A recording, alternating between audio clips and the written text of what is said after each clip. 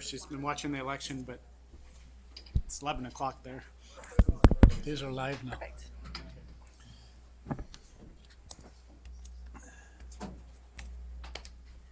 There it is. John, you're gonna be jealous of my hat tonight. So my thing is the BC job, is it canceled or is she coming on online? This cancer website. Yeah, John's but like, I wish I had. fixing up so that she could do it. I don't know. Sarah, is the transit canceled? She's coming in. She couldn't get in. No, But she's gonna. you couldn't get it on here either? Oh, so it's canceled. Okay. Yeah. Yeah, but the mics are live though. Oh, apparently. We were out there in TV land, You take your tie off, Keith. Rick.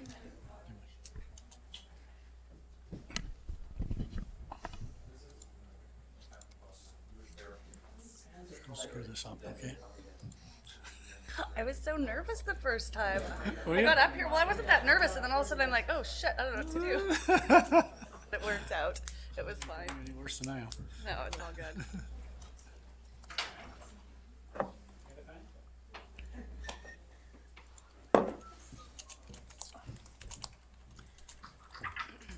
Brittany has the gavel. Just one more minute, and I think we're good.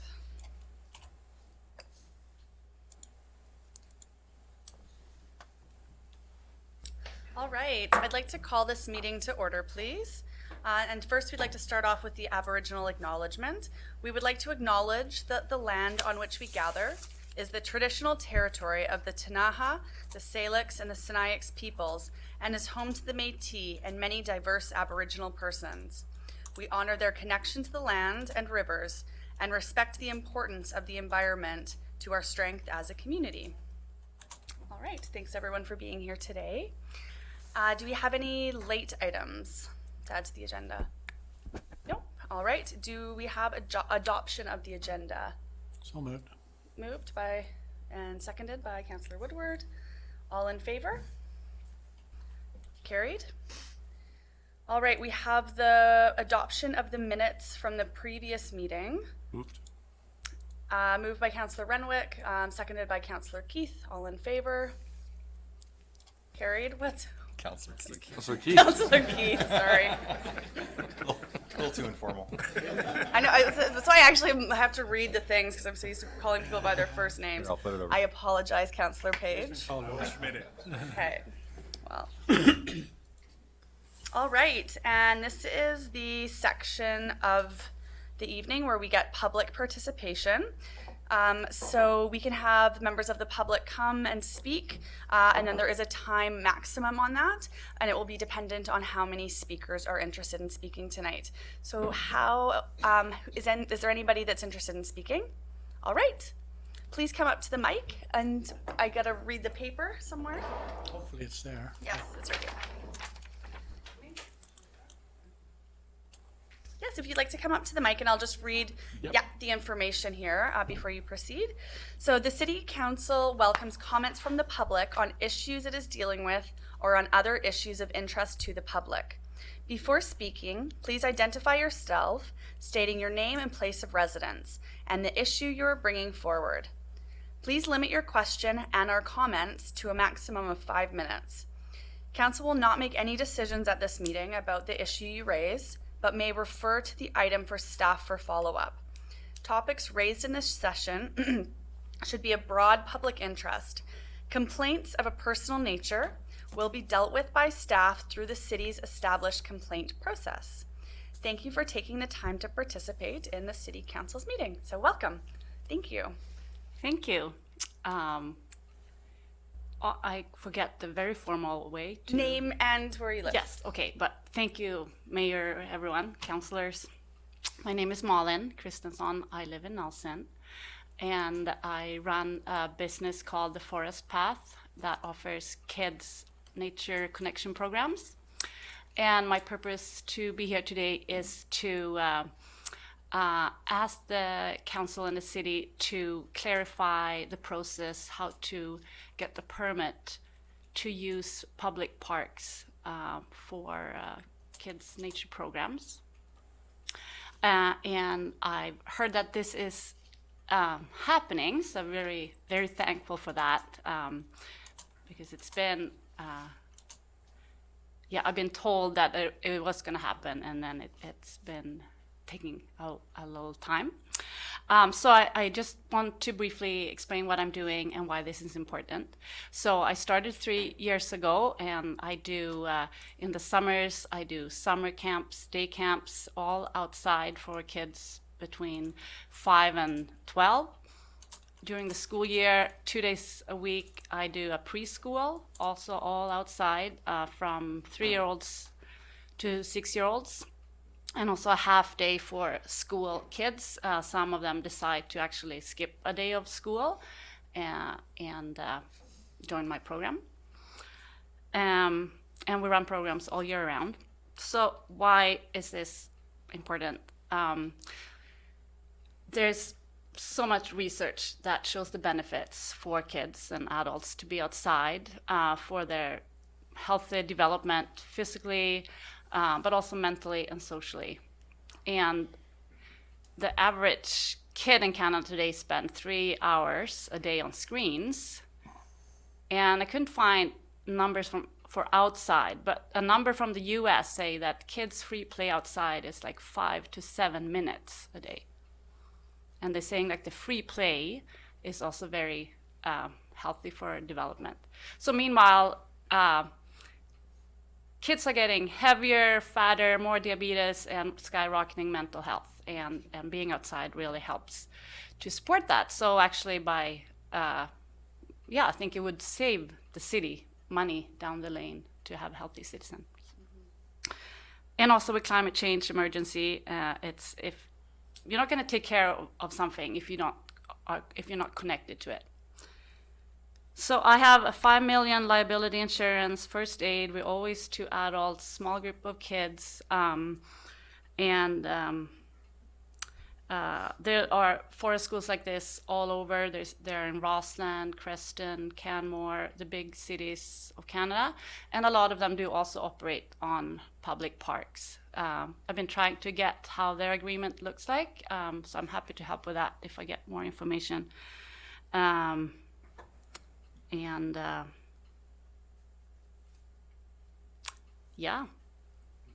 If you have any questions. Mm-hmm. Councillor Lockenberg? And Malin, you're looking for what exactly from the city? Yes, so there is, to use the public parks, there is the temporary permit, like if you have a wedding or something. So I was asked to fill that in, and I did, but then they said, no, it doesn't work. Or different staff said different things. So for a regular activity like this, it seems like it needs another kind of permit, and what are your requirements? So I did, they said I should have 5 million liability, so I increased that, but it's not really clear. And I know that there are many other similar educators to me that bring out school classes. I do that too. So it would be good that it was more clear what's the policy. I'm happy to pay a permit, but gotta know how it works. Yeah. Thank you so much for providing your presentation.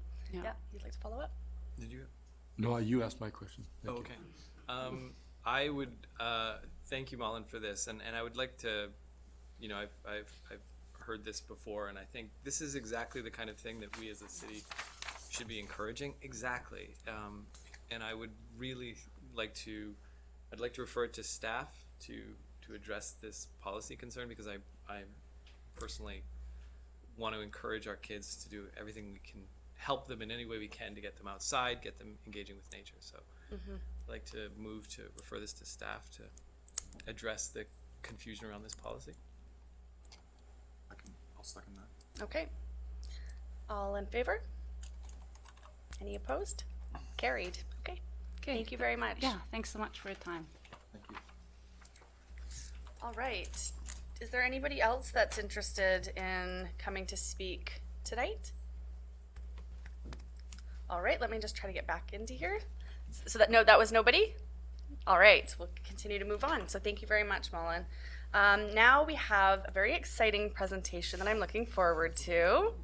Not that I don't look forward to all the agenda items, but we have Captain Peyton here to present. Are you guys both going to be coming to present?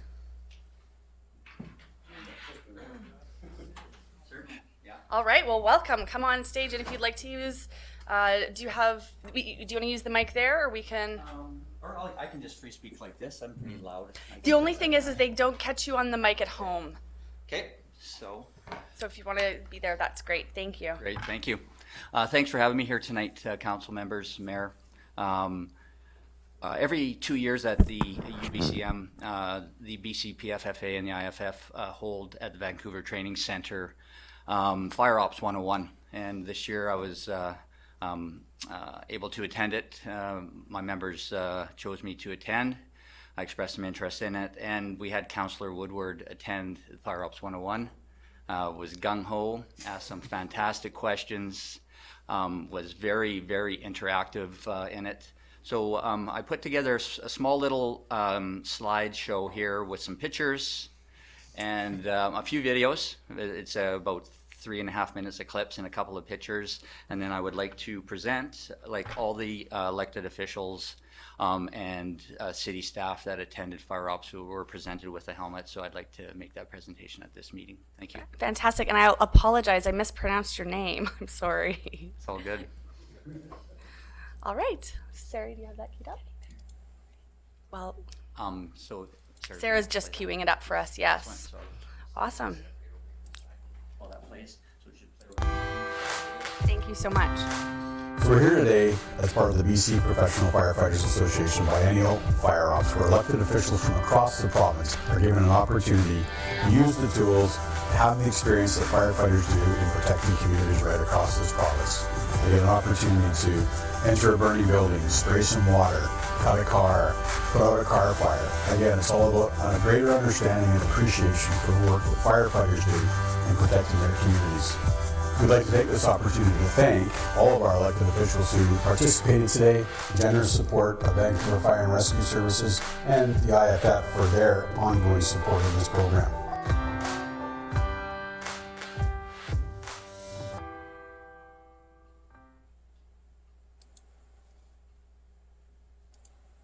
So the next slide will show a bunch of the different stations that people that attended this were able to go to and perform some of the tasks that we do on a daily basis in a controlled.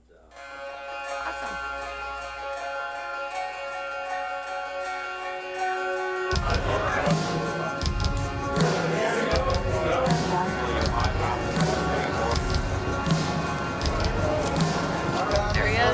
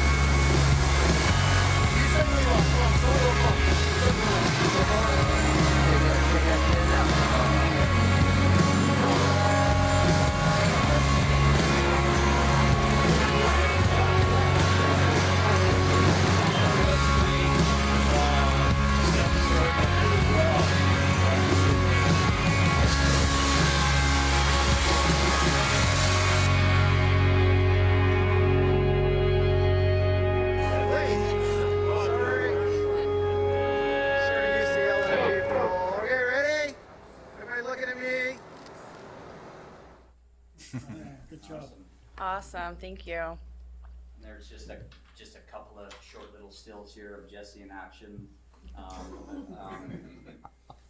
It's no more videos. It was in the Bronx. Yeah. I think this is the right one. Yeah, and then they flew me down to the Bronx. He was so good. They sent him right on the call.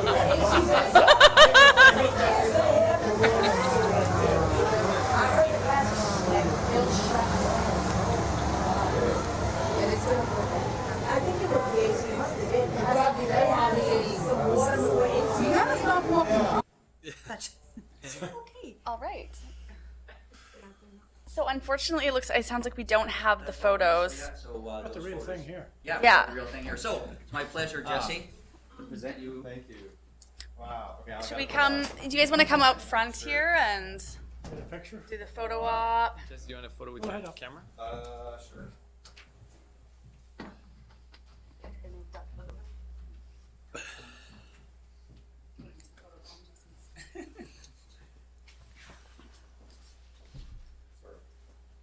You can send a copy of your photo, eh? Sure. Yeah. Exactly. I just want to say that doing this program for that day, it was 6 hours or so, but it really got you into difficult nature of what firemen do in the sense of dealing with all the equipment. Equipment is really, really heavy. You have to be incredibly fit, and you're working with all that, and you're fighting a fire, and you're trying to save lives. And it's a lot of incredible brain power and body power to make it all work.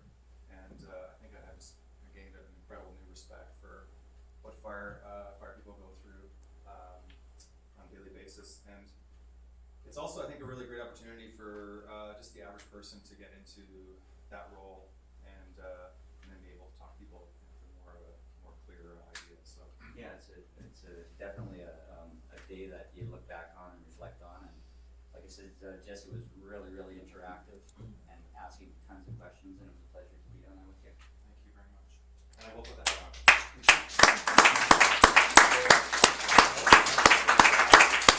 Did you bring the reader yet? No, I did not. Put the goggles on. There we go. Around front. You want to put that? Oh, that's right. Back here, get back. This is how Jesse illustrates the point. Yeah. You got it on the back of your head from the front. Oh, that looks good on you. Good job, Jesse. Very nice. My pleasure. Thank you. Thank you very much for having us here. Really appreciate it. Yeah. Thanks, Bob. The work you do. Thank you. There's a T-shirt right here. Oh, great. Already good. Yeah, you betcha. Come on. He's got to give that helmet back, right? Oh, it's his It's on the helmet. shelf. It's all his. Janice has one too. I didn't even get one. Oh, wow. Well, come talk to me. There you got another presentation. I got a couple of cracked ones.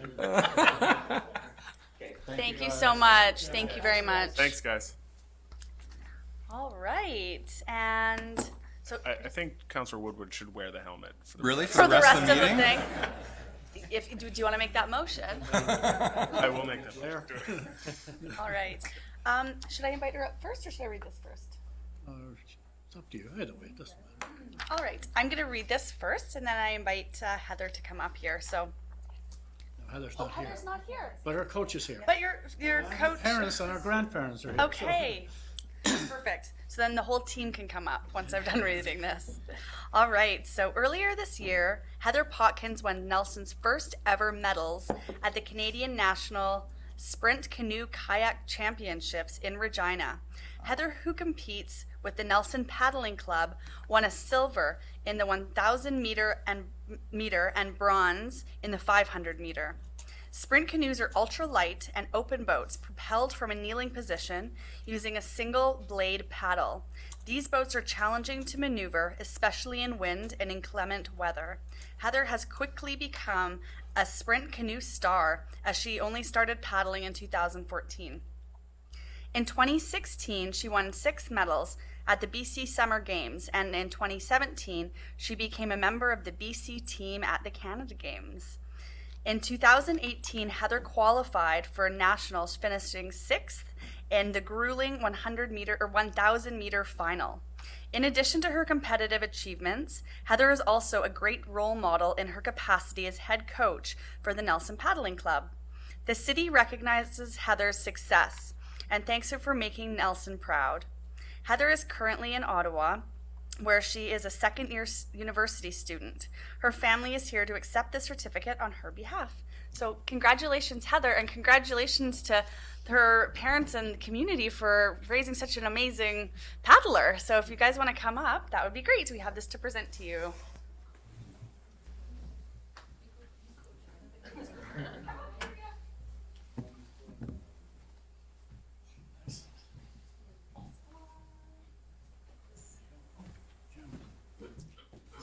You guys want to say anything?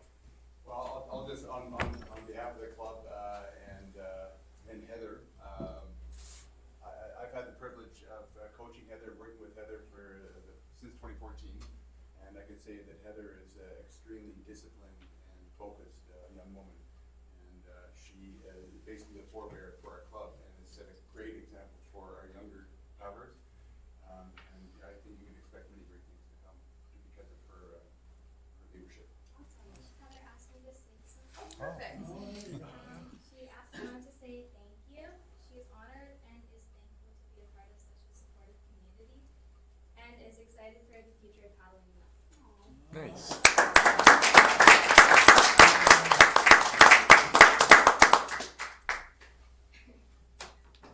There you go. Should get. Well, good luck in the future.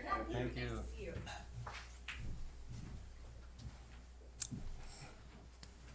Thanks, Jesse. You're welcome.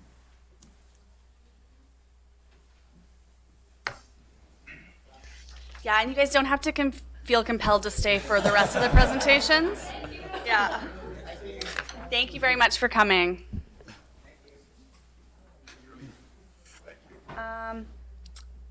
All right. Wow. So, yeah. They don't realize how exciting the next item is. Yeah, it's true, actually. I should have made him stay. So the next item has been canceled due to inclement weather. No, don't worry, Heather, not you. Due to the cancellation at the airport. So we're going to move on to 8B, and that is the Active Transportation Plan update. So I am personally very excited about this. I got to chair the Active Transportation Working Committee, and Cal was on that with me. The team put together a lot of great ideas, and Sebastian is going to be presenting them to you today. So yeah, thank you so much, Sebastian, for all of your work on this. You did awesome. Great. Thanks so much. So just going to give you a quick overview of the presentation. It shouldn't be too long. Just go over the background and what the working group mandate was, and at what we came up with in terms of an updated implementation plan. And so we'll just go through that. So the current plan was adopted by Council in 2010, and that was completed under what was referred to the Built Environment and Active Transportation Program. Doesn't exist anymore, but there's different, now it's Bike BC or Active Transportation BC, same thing. But the goal of the plan is to encourage alternative modes of transportation in an effort to reduce GHG emissions and really increase accessibility for city residents. In the plan itself, it talks about reviewing the plan every 5 years. So we were a bit overdue on that. So that's kind of what the group tackled. And the illustrations here is just basically what the issues had, a number of issues that had been identified initially in 2010. And then essentially the plan was basically summarized by two maps. One was a pedestrian network map and the other was a proposed cycling route map. So the working group was mandated by Council to really review which action items have been completed from that 2010 plan and see if they are still relevant. And then from there, just to look at some of the data, if we need to update anything within the plan. And ultimately was to provide Council with a general direction in moving forward with the plan. So the deliverable was to present Council with a report and presentation on the current status of the AT plan, as well as recommendations for ongoing priorities. So essentially what we did, the first component of our working group was really to map it all out and to consider, what are the major assets in the city and where are the key destinations? So where do people need to travel on a daily basis? And from there, we started just putting arrows, just connecting everything together. And after that, what we essentially did was really assess and break it down by neighborhood and see if there's certain items or major items missing, and what did the current active plan say in terms of those items within each of those neighborhoods. So that was a big component, and we spent a few meetings on that. And keep in mind that the active transportation group, working group, only met 4 times, so they were pretty intense meeting, and we were really making sure that we stayed on task. So essentially the findings, or the key findings, I should say, so the issues with the AT, with active transportation in Nelson have not necessarily changed since the adoption of the 2010 plan. So that was kind of that's what we thought, and that's what we, going through what was in the existing plan and looking at what's existing on the ground today, we were able to really come up with that conclusion that nothing has really changed in terms of what the issues were. So that being said, essentially all the recommendations or most of the recommendations from the current plan are still relevant. And also in terms of data, in terms of usage, active transportation has remained constant over the past 10 years at 30%. So that is still notable. 30% is one of the highest in Canada. So for a small municipality, we're doing very well. We're just second to Victoria in British Columbia. But I think it hasn't moved up in the past little while. So I think we need to think about how we can start bumping that up. So the key recommendations the key recommendation from the working group was to create a user-friendly document for the community, staff, and council. So really a simplified version of what we have today in the 2010 plan. And also provide an updated implementation plan. And ultimately ensure that on a yearly basis we do track the active transportation plan. And then one of the key things I think the group agreed on was that we need to focus on creating a primary cycling network as a start, recognizing that we don't have a whole lot of cycling infrastructure, and recognizing that with the increasing popularity of electric bikes, we need to start thinking about it and provide some infrastructure for increasing cycling. In terms of what the plan itself looks like, so essentially, again, wanting to create an easy document that we could, anyone can look at it and within 30 seconds can get a general understanding of what this plan is all about. So the introduction to the implementation update is essentially an infographic which tells us the what, the why, and the how of active transportation. The map in the corner there is not meant to be an implementation tool, but more so a visual, and it really reinforces that this plan is all about connecting neighborhoods together and connecting neighborhoods to the downtown. And just a couple of fun facts and how you can contribute. But essentially, it's the what, the why, and the how. And all of that is summarized in one page. So instead of having that 30, 40-page plan, I think this really gives us everything we need. And we were quite happy how that turned out. And the second component of the update is the implementation plan itself. So basically, it's a list of action items divided in 2 tables and further divided into 6 categories. So the principal categories are expand the active transportation network, improve wayfinding, signage, and trip planning, improve education and awareness, improve safety and traffic calming, and provide more bicycle parking and other end-of-trip facilities. And finally, monitoring active transportation trips, investment, and initiatives. So this is really the section where we want to keep track of this and see if we're we're making progress and really be able to celebrate and report back on those successes. So essentially the way it will work is that we'll have a staff working group that will include various members of staff that will look at ensuring that this implementation plan is followed, and they'll meet as required and then provide a yearly plan for council to consider. So in terms of how those tables work, implementation, I think it's important because it's a short plan. It's to explain how it all works, and really what's important is that this is a living document. So as we evolve through the implementation of this plan, things will likely change. So, and that's okay. But it's important to note that because it is a short plan, because some people may think it's high level, it doesn't have all the little details in it, and it was purposely meant to be that way. The time frame. So this plan is to provide guidance to council over the next 5 years.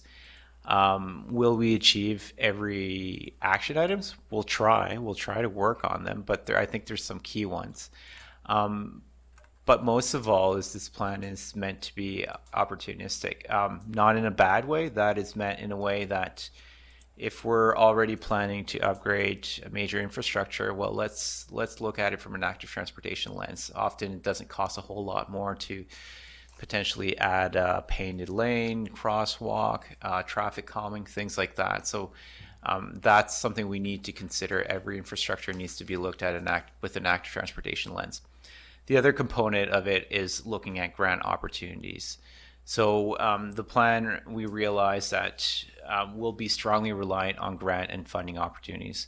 The great news is that the province has come up with this Clean BC strategy, and a big component of it is active transportation. So with this plan, we'll be ready to chase those funds because a lot of those funds are depending on shovel-ready projects. So the projects need to be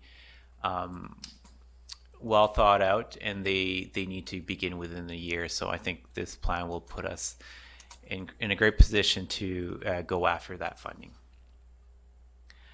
So essentially, I won't go through this whole table, but that's essentially the meat of the update. Essentially, you'll see there's some immediate action plans. So by adopting this updated plan, you will essentially complete some of these items.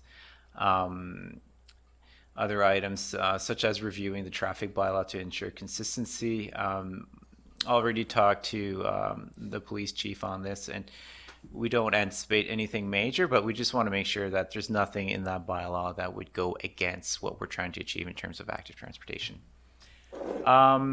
So a lot of it is communication and education. So we want to create a web page with an interactive map to allow residents to provide feedback on active transportation. So the interactive map might not be completed immediately, but we'll have a web page devoted to active transportation, and we might have a more simplified way for people to participate. But our intention is to have come up with some sort of a map where people can ping if there's issues, so that it can be very interactive, and then we can react quickly. And what will be important is to formalize the active transportation staff working group very soon. So include members of development services, public works, finance, and the police department. And we'll pull in resources as required. So essentially, this is the plan. I think it's a bit more simplified than the current plan in terms of the key routes, but this is really, again, is focusing on key routes, and from there we'll be able to expand, but it's to ensure that we're providing a really good level of service on these segments, and they connect most of the major assets within the city. And it also talks to missing links, and it also provides I think a simplified primary cycling route that would basically connect from the Nelson Bridge all the way up to Selkirk. So that becomes the main route traversing most of the city. It works fairly well. We've tried it with the cycling community, and it seems to be the most rational way to get across the city. And from there, you can, if you live somewhere else in Uphill, well, you can bike and join it wherever is convenient to you. But I think this is a starting point, and from there, I think we can start connecting what we could refer to as secondary cycling. So in my opinion, this is kind of a 4-phase project. So if we can tackle funding every year, we should be able to build something like that.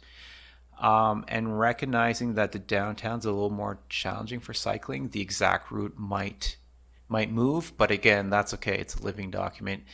And as we start implementing sections of this, we may see that we have to make changes. But again, we feel that this is a fairly good, simplified implementation map.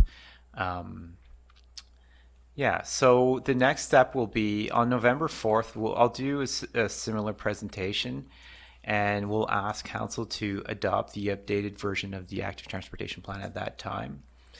And mid-November, we'll hopefully initiate the active transportation staff working group and come back to council in December and January with a proposed 2020 implementation plan.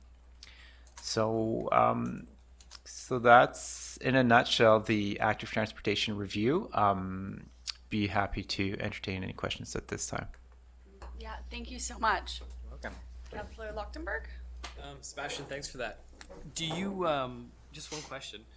I didn't see anything about initiating a discussion with Modi on potentially a bike lane on Nelson Ave from the coming up the bridge. We definitely had that conversation a few times. So I think they're resurfacing this year.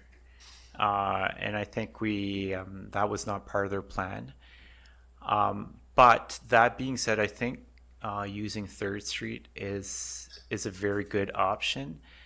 It avoids having to create a weird maneuver to get onto High Street, which is kind of a natural link because it's fairly flat and there's a lot of good things working for High Street to become primary cycling route. So I think it kind of forced us to look somewhere else, but it'll provide, we've got some ideas on how to provide linkages that will facilitate cycling. And I think it will probably be a more comfortable route for most. And the other component to that is MOTI is currently reviewing active transportation on the Big Orange Bridge. So from their perspective is that they're not opposed to the idea of eventually having that discussion again around cycling infrastructure on the highway, but they would like to have a better understanding of what they will do with the bridge. So we'll get a better understanding in March-ish, which we should get the results from that study. So long story short, we tried. You tried to talk to They MOTI? were a part of the working group. They're part of the group. Okay. Yeah, and we've had a few separate meetings on that, and I think we've come up with a good alternative, and I think it will work better, ultimately providing a better connection, and depending on and it'll still connect to the bridge. I mean, we have to. But I think it will ease certain pain points, which was getting off the highway, having to kind of do this maneuver where traffic was going to go down and cyclists were going to go up to continue. So it was creating a very awkward crossing there. So we would avoid that by using 3. The idea was that you were going to keep the bike lane like a dual direction bike lane together on the side, or was it going to be a bike lane on either side? It's just that I do bike that route quite often, and I know you kept speed coming off the bridge and you just want to keep that speed going. Yeah. And the idea of losing all that speed to then cut left and then go up 3rd would be no, absolutely. And I think some experienced cyclists will continue to do that, and where others, I think what may happen is if we provide a comfortable riding atmosphere on an adjacent road with a pretty good connection, I think people will naturally start using that. Some may decide, if it takes a minute more, may decide to continue because they'll have the momentum and they'll feel safe. They are comfortable on that route. So yeah. Okay, thanks. So one of the things that the cycling community kind of said that once you come down the North Shore, and by the time you get off the bridge, like that's way easier than just the part of going down the highway. And so then for people that are cycling in town that are less confident, then that 3rd Street gives them an option. But if you come in from 6 Mile or 9 Mile, yeah, you're gonna keep going straight, Yeah. right? And you've been cycling beside traffic for, Makes sense. yeah. Yeah. Thank you, Put a toll there. Yeah. Councillor Woodward. John likes his tools. So something that, so we got to go as council on electric bikes to do site, what was it called? Development services. Development services tour. And I mean, it was incredible. I haven't been on an electric bike to get around town. And it opened up the city. And I just felt, I'm looking at your map here, and coming from Silver King, from the bridge to Silver King, and I mean, that's a hard hoof up the hills here. So I'm thinking like that Nelson really is so set up and ready for electric bikes. Would you, because I know active transportation is not just bikes, obviously, but really for our city here, it seems like something that would be needed to be heavily weighted on as an as the sort of best option to get around. Do you feel that's a fair assessment? That e-bikes are going to become... Well, that to make this really functional for a wide variety of people with different physicality levels, that e-bikes are that key that would open the door. Yeah, absolutely. I mean, in the current plan, the bike route was determined based on the easiest possible grade, so it made you kind of zigzag uphill. And I mean, it still wasn't an easy pedal up. But I think e-bikes, I mean, just in the last couple of years, I think everybody's observed that the market is exploding, and there's not a whole lot of data yet in Canada in terms of how many we have, but it's safe to say that they are increasing popularity. And for Nelson, I think it's a game changer, because then it makes cycling a lot more accessible to all. So I think, yeah, absolutely. I think that's going to be an important factor to increasing cycling. And then combining that with cycling infrastructure, we had a booth at the market one Wednesday, and a lot of people were talking about having cycling parking downtown. And they said, like, for example, at the Co-op, it's a sheltered parking, and people would park there even though they had to walk to where they worked, which was maybe along Ward Street. So that's another thing that we need to start thinking about, having good bicycle parking in our downtown. So those are all like components that will help increase cycling. But yeah, I think e-bikes are definitely it's a game changer. Yeah, and getting that 30% up, it'd be nice to get up to 40 or 50%, and that would be pretty incredible for our town.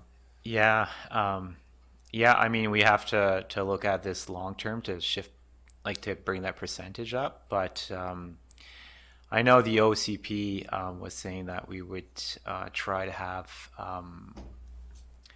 up to 50% active transportation. So, I mean, to get there, it's going to be a big push. But I think, if the e-bike really picks up even more, and if we make efforts to make it more comfortable for e-bikes in the city, then we're going to be in a good position to bump our active transportation statistics for sure. Great, thank you very much. Any other questions? First of all, thanks for doing this work. It was interesting to be part of the committee and learn as we went along. There was a couple of things that sort of jumped out at me here, and we're talking about coming off the bridge, but When I look at the graph that says implementation plan and then the map is there, it shows the different types of pedestrian, cycling trails and so on. But I don't see anything that shows us going along through Lakeside Park. Because that seems to me like a fairly natural corridor for a lot of people, especially when you see the kind of participation there is with the youth there in the summertime and with the Chockamaica Mall and etc. along that Lakeside Drive. There's the purple line. I'm trying to see that, but that's a trail. It's showing that as a trail. It's not showing it as a cycling path, right? That's right. I see what you're saying. So if the cycling path are the little dotted lines, Yes, I see what you're saying. it's not showing, because it seems to me like I spend a lot of time down there with my grandchildren, and I did with my children when they were playing soccer. It seems to me a lot of people bike along those soccer fields. When they turn down from the bridge, they drop down onto Second, and they drop down into Lakeside Park, and you can go all the way along to the very end of the city, to the transfer station actually. Yeah. No, absolutely. I mean, it's all part of the infrastructure. I just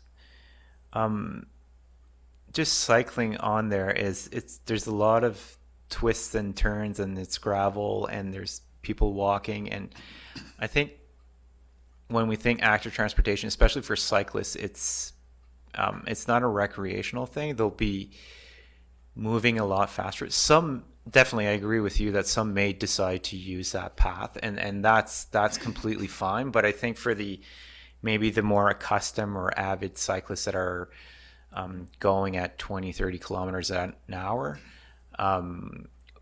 probably not the best option. But I know that some of them are using the actual kind of road or parking lot, but not necessarily the trail as a connection. So I think that could definitely be eventually part of the network. That's where I Oh, okay. Yeah. I see people. Yeah. It's through that, along where the tramway goes. Yeah. On the upper side of Lakeside Park and along. Yeah, no, absolutely. And I think as we move along, we'll definitely be able to add different components to the network. I think here the proposed route is really kind of one route that brings us like across. And if we can achieve that and put some infrastructure in place along there, then we can definitely move to other sections and provide alternates for sure to make it to logic. I just like the cycling piece. People tend to do what they want to do, if you know what I mean, when it comes to bicycles. Yeah. Whereas cars, you really don't have an option. You just have to sort of go with the traffic. So these are clearly guidelines for it. But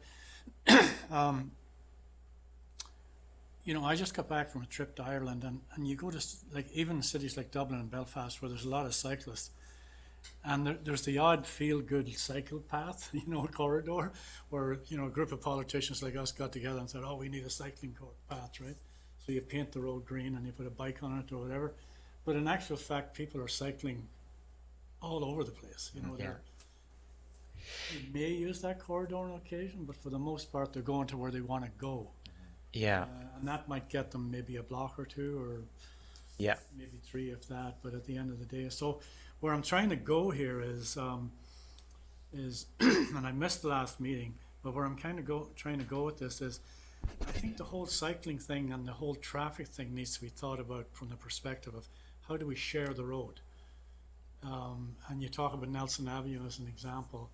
People currently use Nelson Avenue on bicycles, and it's working. Yeah. But where it's not working is when motorists feel like it's okay to drive at 60 kilometers an hour when a cyclist is going at 30 or 20. If you understand where I'm trying to go. Yeah. So I'm just thinking, like at some point, at looking at speed limits and more of a cooperative effort to sharing the road with motorbikes, cyclists, cars, and I noticed in some cities now they have those little scooters. Scooter jobs that are, you pick them up at the kiosk with your cell phone or whatever. And, so I'm thinking, and I know you talk in here about looking at this over a period of time, and I hope that we get there, that we don't have to drive at 40 kilometers an hour on Edgewood Avenue as an example, that we'll eventually drive at 15 or Yeah, absolutely. 20, you know. And I mean, when we talk about the primary cycling network, I don't want people to necessarily think that these will all be segregated bike lanes, because segregated bike lanes won't work in Nelson. We don't have the room for them. So the province has come up with some guidelines in terms of how you can design bike lanes, and it all depends on the traffic count. So here, for example, if we point at 3rd Street and it's a very, very low traffic flow, it's all going to be about sharing the road. So it might be a bit of painting, it might be signage, it might be a bit of traffic calming, reducing speed limits, things like that. But it's not major infrastructure. It's really about creating a comfortable environment, and that varies based on the amount of traffic that's there. So yeah, absolutely. And as we move along this plan for cycling, we'll look at each of those segments and we'll provide some designs in accordance to best practice and safety guidelines. Yeah. Thank you. Any other questions, comments? No? All right, thank you so much. Thank you. Awesome. Sebastian. Great work. Thanks. Before you go, Sebastian, it's unfortunate that BC Transit wasn't here because it all sort of ties together. Yeah, totally. The whole active transportation piece, but they'll get here eventually. Yeah, thank you so much for coming. All right, and we will move on to our next agenda item, which is our 3rd quarter financial update. Thank you, Acting Mayor Anderson. And so hopefully council's had a chance to take a look at it. I'll just talk about a few highlights. One that struck me in itself was how close Nelson Hydro's sales were year over year comparative, within $100, which is quite fascinating. Because I couldn't have planned it. One thing that was thought council would know, because we kind of have a big comment there about commercial revenues being down, and actually it's amazing to think that Insight, the power difference, the revenue is about $140,000 less with not having Insight in business. So it's something for us to think about. But just as a note, although Hydro did note that there's a large user coming on, and so we'll maybe make that up maybe by the end of the year. 6 miles?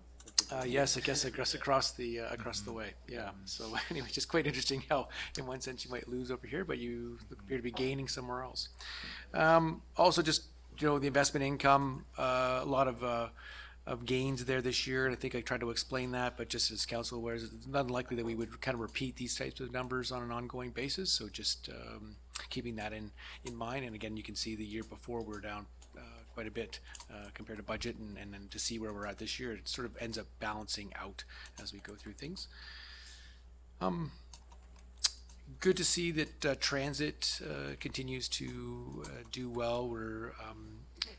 And again, too bad transit wasn't here today. We talk about how we're trying to handle some of the people being left behind, and Selkirk College is looking to come on with some additional transit for certain runs during the day.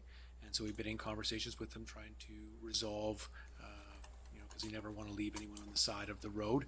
I thought it would be good for council to be aware that where this is usually happening is sort of in that Thrums area. So people are at least getting to, the buses has being able to pick people up. So from Nelson, getting to the junction, and as it leads onto the junction, that's when they tend to be full. So that's that connection coming down. So again, as improving transit and transit those links for people coming down and either getting to Castlegar. The other part that was really quite fascinating in our meeting, and again, this is just, I think, important for council to be aware of, because we always we see a problem, we want to try to solve that. And when we went through what's actually happening with some of the transit, it has more to do with people's habits than it does actually for what council and the West Cooney Transit Committee has provided for access. There is a bus that leaves about 45 or an hour earlier than the bus that is leaving people behind, and it is not full. At the same time, the bus that leaves at 4 is over capacity, but the one at 5 and the one a little bit after 5 is not. So again, what we've tried to also change habits or be part of allowing the riders to know is that there is that earlier option and that there are those later options. We were saying we weren't quite sure at the college whether or not where the bus stop is. So if you kind of rushed out there and you saw that the bus wasn't there for 4, that you weren't panicked, that you might have to wait a bit, but an extra hour at 5 and you would get on that bus, or if you were even later.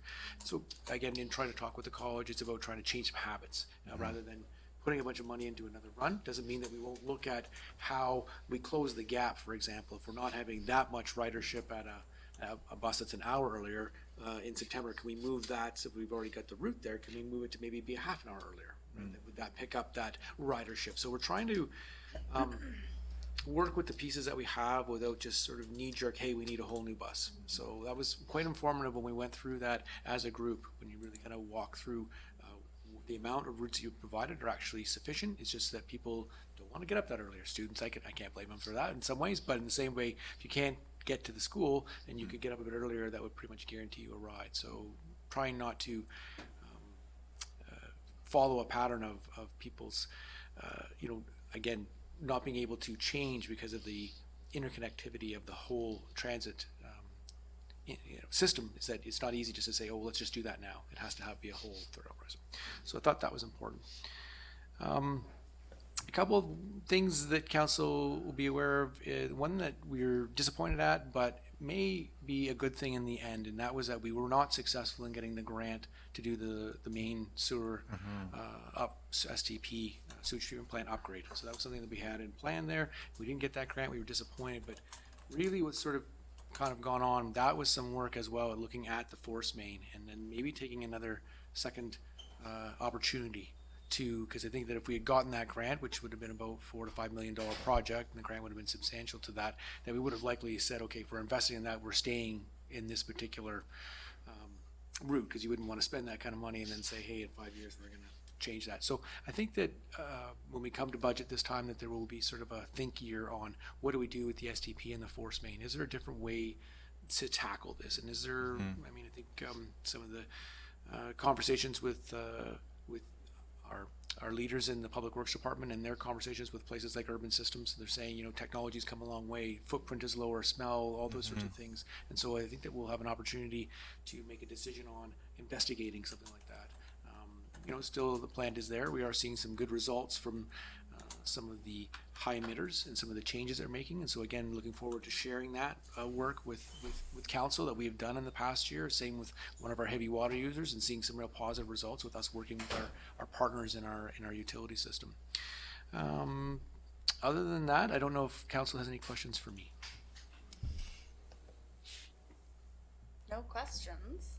Well, it's so detailed and Well, that was maybe another one, is that we did look at a number of items that will get pushed into 2020, right? And so I think that we're trying to get some of the bathrooms done, some of these, and as time comes on here and we get a bit of fatigue, not only in our management and our staff, and trying to get all of these out the door, we need to take, I think, again, a look, because I know that as managers we're people pleasers, we're council pleasers, and we want to get as much done as possible. But I also think we really need to take a step back and say, what can we accomplish, and be healthy in doing that. Not that we don't want to do everything, but let's be, I think, realistic on what can we achieve in a year.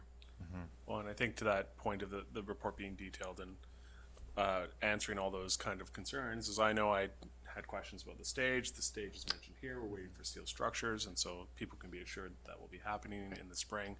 I was poking around the Gasworks building on Sunday, because of course the white envelope has been removed, and you can see the beautiful roofing that's on there, and the work that's beginning on the inside.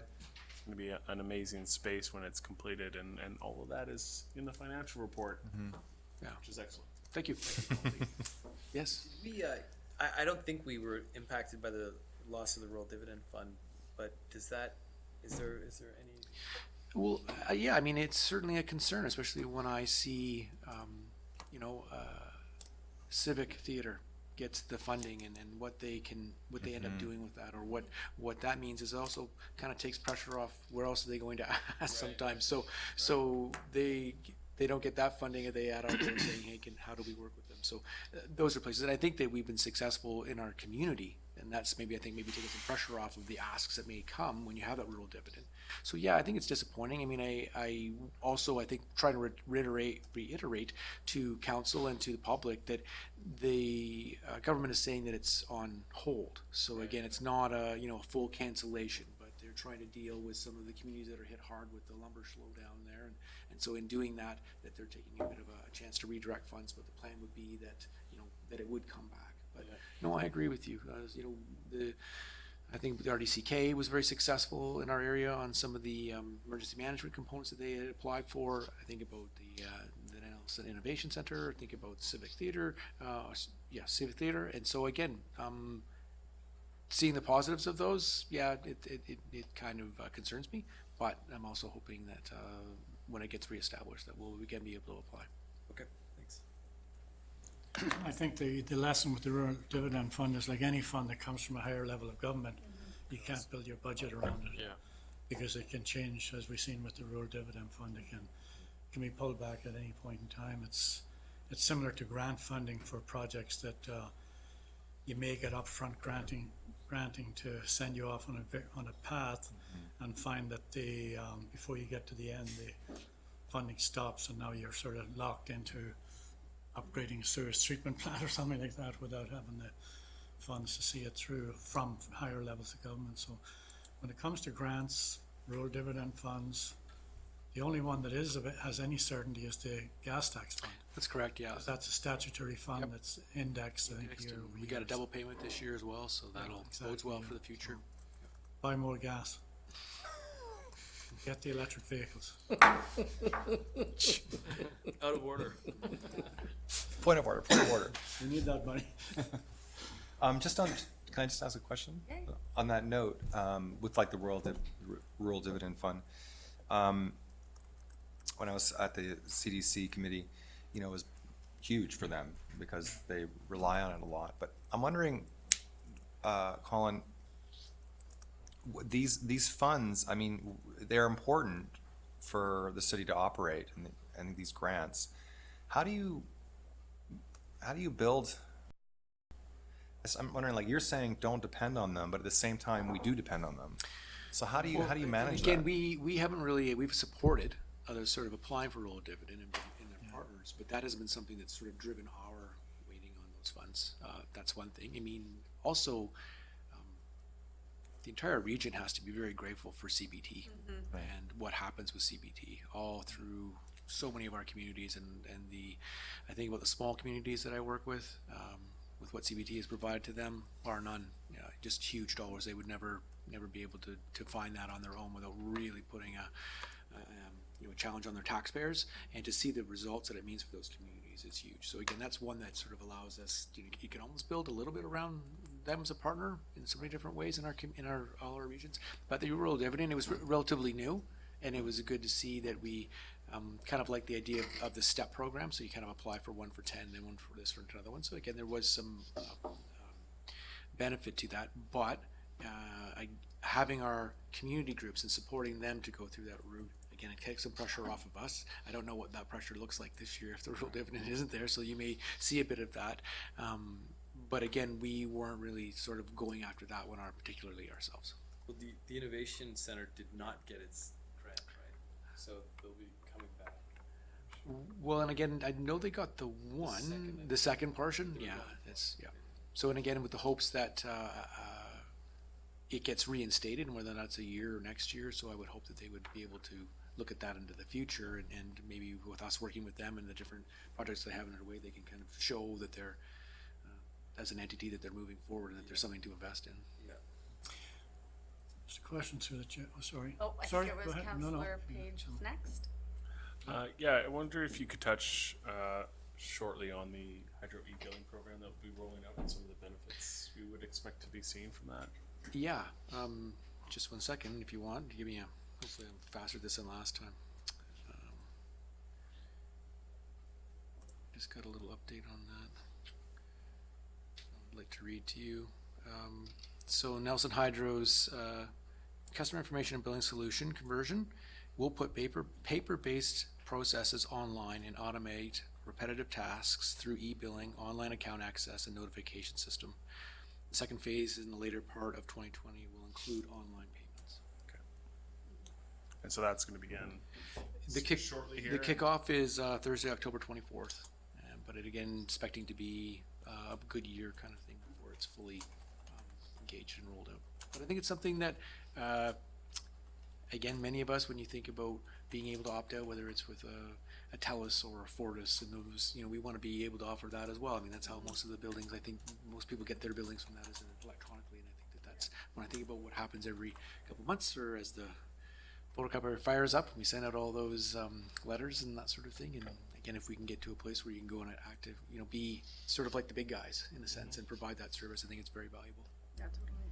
And will that open up the door for us to move to different billing schedules for people? Now that I don't know. I wouldn't think so, but I will, when we get closer, maybe those are some questions that we can answer. Okay. When I know that Hydro is supposed to be coming, I believe, on the 27th of November, so that would be a time to be able to ask some of those questions. Okay, awesome. Thank you. Mayor Dooley. I was just curious about the rural dividend fund, and you mentioned CBT. That would be a fair bit of money for them to replace in the Columbia Basin, wouldn't it? Well, yes, but there was proponents. When I think about a couple of years ago, there wasn't very much that happened for the rural dividend, right? We got a few of the $10,000 ones. Yeah, this year, local MLA also, is part of the group, and so that's always a possible help in trying to support our area, which I think that she does, and whether or not that was again a factor in all of the money that came in this year for our area, but it wasn't like it's been a consistent. No, and it is discretionary, right? So it could go to anywhere in the province. Exactly. It doesn't necessarily have to. Not everywhere, but yeah, the rural. Yeah. Thank you. All right. Any other questions? No? We're good? Thank you so much. Thank you. Thanks, Colin. Council reports. Does anybody have anything they'd like to report? I'm just question. If I do have something to report, I forgot to ask. Is this something we sort of schedule? Video? We want a video of it? No. No, this is not an ongoing thing on the committee of the whole. So any committees you attend or other meetings you have, this is an opportunity to share that with your colleagues. Okay, great. And that's generally just a verbal report from individuals. Okay, I'll save mine. Although some councillors in the past had nice written reports.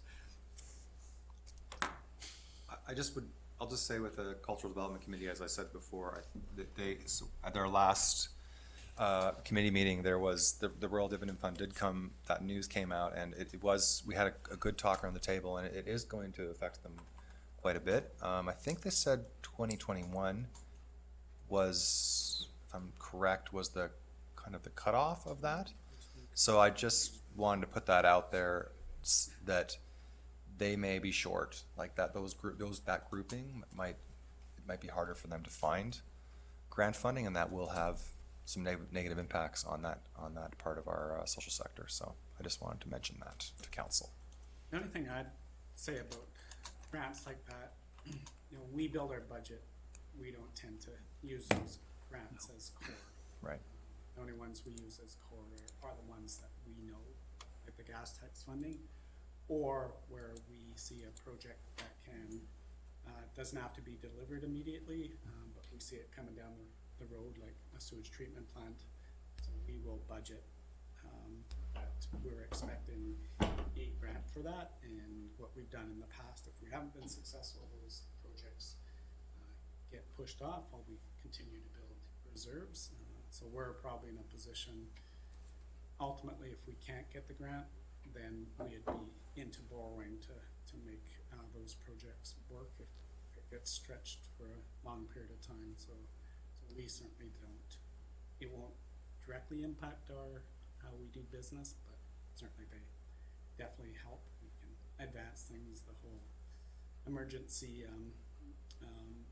management program, we've got some grants provincially, CBT, that certainly allowed to take that pressure off our taxation, but again, we will consistently, you'll hear from us, don't budget these expenditures based on assuming you're gonna get Sure. ongoing grants. If you're gonna deliver a program, assume that at some point it's gonna come out of taxation. Thank you. All right. Just log in here. Pardon? Yeah, any other reports? I'll, yeah, I don't have a nicely long written report Preferred. for anyone, but I'll pick up a little bit on our recreation meeting, and Councillor Renwick can pick up on anything he thinks is important I've missed, but we continue to engage in conversations around the use of the parking lot in the NDCC and coming up with ways that we can work together with the City of Nelson, with us, and back and forth between the RDCK to come up with a solution that doesn't end up duplicating effort, but helps address that the users of the NDCC who are paying to use the NDCC have primary use and access to that parking lot above and beyond the people who come to visit and use the other amenities in the downtown core. And not sure when, but maybe Kevin or Colin know when our flow charger will be firing up, but I see that it's installed down there for Last I heard from electric charging. Fortis was they still have to commission it, and Blair was looking for a date when that may happen. They do want to do some type of official opening with it, and he said that will be in November. Didn't know, maybe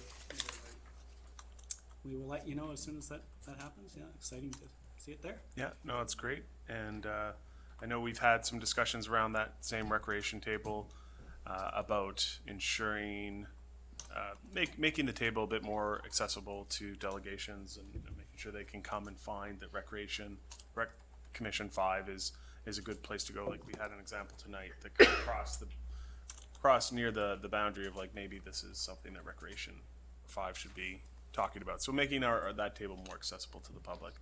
On the library front, we've had a number of people now reach out to be on the library board to fill the positions that are open, including some stellar candidates. Well, they're all probably very stellar, but we'll be going through the process of figuring those out and bringing those forward to council for approval. And I think, yeah, we will end up with a full board fairly soon, and that's all I have. Well said. Councillor Renwick, your report? Just gave it. All right. Yeah, thank you. And there's no late items, correct? Yep. All right, so can I get a resolution to adjourn?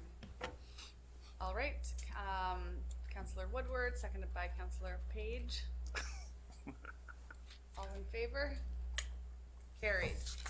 All right, and now we're gonna go back in camera, right? Yeah, we'll have to kick Timothy out. You can take 5. Let's speak to me. Yeah. You guys can go get your desserts if you want. Is this going to Valley Boys? Okay, For those of you that order desserts, they're in the fridge. Right, thank you very much. let's get those desserts.